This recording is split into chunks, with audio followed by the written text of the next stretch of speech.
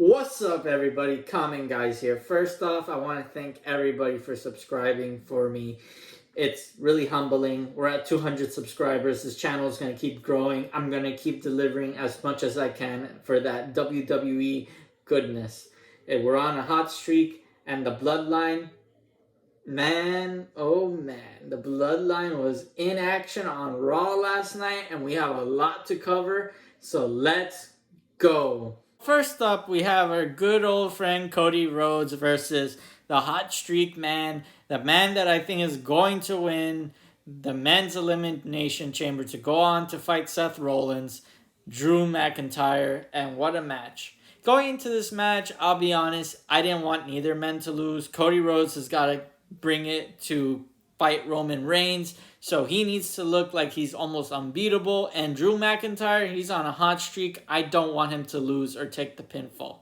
So with that being in mind, I was really wondering what WWE was going to do here. Were they going to have the Bloodline interfere? Was Drew McIntyre going to take the cheap shot and try to get one over on Cody Rhodes? Well, I got my answer really quick, because even though the match was doing amazing, Jimmy and Solo come out of nowhere. Now, Cody takes care of Jimmy real quick, but what he doesn't see coming is Solo. Solo gives Cody Rhodes the Samoan spike, and the photo you're looking at is right before Cody Rhodes takes the Samoan spike. But that's not kind of the end of the story, because what happens is Cody takes the Samoan spike. Drew kind of looks at Solo. It's like, what is going on? The Bloodline has cost me so much, and now they're giving me a victory against Cody Rhodes. And instead of being the honorable man that Drew McIntyre is, yeah, right, he is the heel, he takes the win. He straight up pins Cody Rhodes.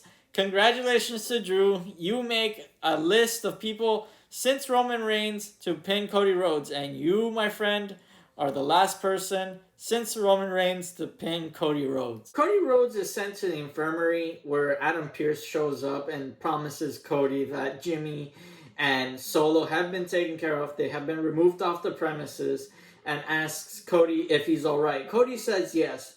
But then in a shocking twist, Seth is there, and Seth kind of just pats Cody, saying, you know, that promo I gave you where I said I am going to be your shield if you need me, I think this is how it's going to be a built-up Avengers thing.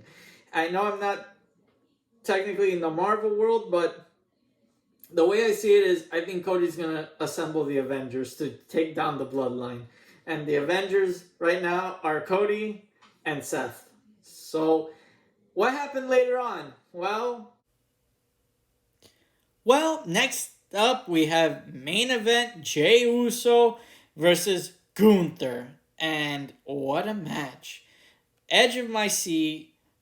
Jey has really come up as a solos competitor. I'm excited to see where he's going, as his future WWE career is looking really bright, and Gunther has always impressed. I cannot wait to see him go after the heavyweight or the undisputed championship. These men delivered, and they delivered on such a high level that I was so excited to see how and what was going to happen, because I did not see what was coming next. And right when Gunther goes down and Jey goes for the pin, I thought we were about to get a championship switch, because Adam Pearce had taken care of the Bloodline problem for the night, but unfortunately, my dreams did not come true. Jimmy rings the bell as the count is going. Jey gets distracted, and Gunther capitalizes, able to retain his title.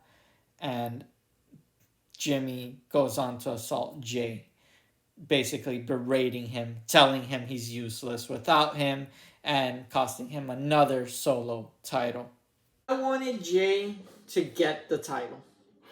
I think Jey's proven that he's a great solos competitor, and I think it would have added so much more weight for Jimmy to win against Jey going into WrestleMania if Jey is holding the title.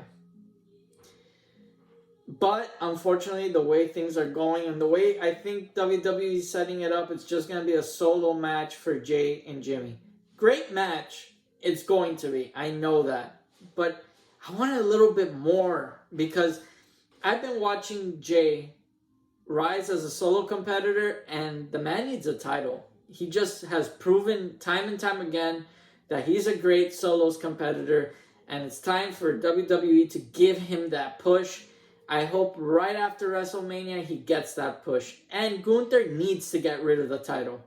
Gunther is a high caliber wrestler, and he's ready for the next step. He's ready for heavyweight title. He's ready for the undisputed WWE Championship title. He's ready for that push.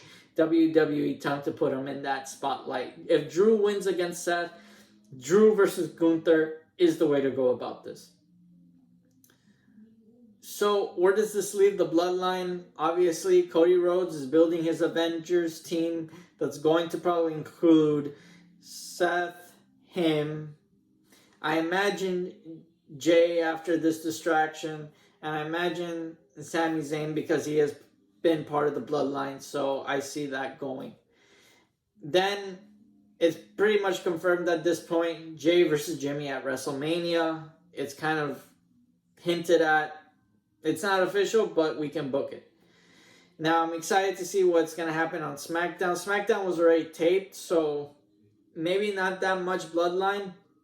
But I feel like in Elimination Chamber, we are going to get the story a little bit more progressed, especially with the Grayson Waller effect, where Cody and Seth are going to sit down and probably have a speech prepared as to what they want to do for and against the Bloodline. On that note, thank you again for getting me to 200. We have a lot more WWE news to cover this week, so I'm excited, and see you on the next one.